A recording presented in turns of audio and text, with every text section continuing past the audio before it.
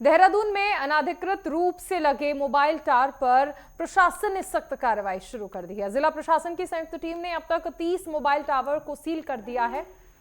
जिलाधिकारी सविन बंसल ने बताया कि मोबाइल टावर केवल कंपनी और उपभोक्ताओं के बीच का निजी मामला नहीं होता, बल्कि इसका सीधा असर आसपास के पूरे क्षेत्र पर पड़ता है। उन्होंने जोर देकर कहा कि यदि कोई टावर असुरक्षित भवन पर या बिना उचित रजिस्ट्रेशन वाली जमीन पर लगाया गया है तो वो पूरे मोहल्ले के लिए खतरा बन सकता है।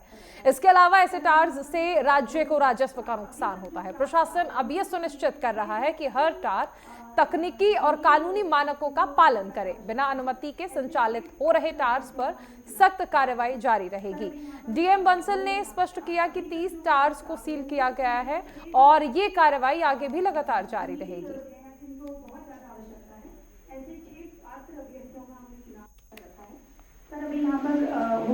देखिए, हमारे जो high radiation high frequency mobile towers जब भी इंस्टॉल किए जाते हैं तो यदि वो बिना परमिशन बिना नक्शे के भवन सुरक्षित है या नहीं है जिस पे वो इंस्टॉल किया जा रहा है, या फिर यदि सरफेस पे ही किया जा रहा है तो जो एग्रीमेंट है वो रजिस्टर्ड है कि नहीं, तो ये सब इश्यूज इंटर रिलेटेड हैं।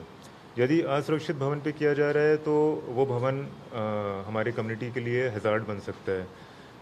यदि वो विदाउट अनुमति संचालित हो रहा है तो जो हमारा टर्म सेल है, जो हमारे रेगुलेटरी बॉडी है, वो अगर उन तक कोई सूचना नहीं है तो उन्होंने उसकी जो फ्रिक्वेंसी है, जो रेडिएशन की रेंज है, वो उन्होंने चेक की है नहीं की है, इसका डेटाबेस नहीं है।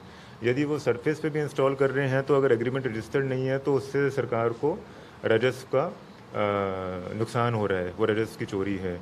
तो ये सब इश्यूज़ इंटर रिलेटेड हैं और इन्हीं सब इश्यूज़ के कारण हमारे जन समुदाय प्राय ऑलमोस्ट एवरी डे शिकायत लेकर पहुंचते हैं कि बिना अनुमति के ये टावर लगाया जा रहा है। तो ये ना सिर्फ सरकार के राजस्व बल्कि लोकल कम्युनिटी के लिए हज़ार्ड भी बन चुका है।